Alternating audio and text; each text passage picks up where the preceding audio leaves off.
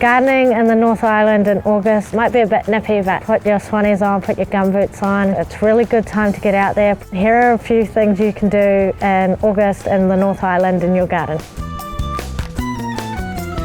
The best plant to put in the garden now is strawberries because they'll be ripe and ready come Christmas time. Strawberries in the North Island love the cold snap. It's really good for them. They can be planted everywhere, so that way you can just have a continuous supply of strawberries. Who doesn't love that? Bunnings' perfect plant promise is if you're not happy, bring it back within 12 months, excluding seedlings, and we'll give you a full refund with your receipt.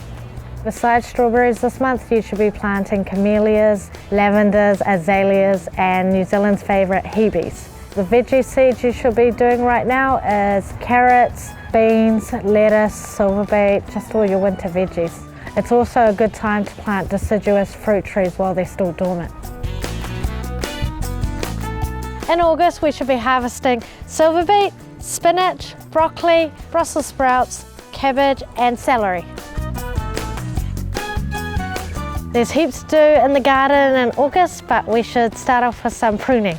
Tidy up salvias and other perennials. Give them a good cutback to encourage spring growth. In warm areas, it's a good time to fertilise fruit trees. Use a slow-release fertiliser. If you don't know which ones to use, come in store and we'll point you in the right direction. Prepare your beds for veggie season. A blend of compost and cheap pellets creates an awesome brew for healthy growth. And keep on top of weeds. So there you go, there's no excuse not to get outdoors and into your garden.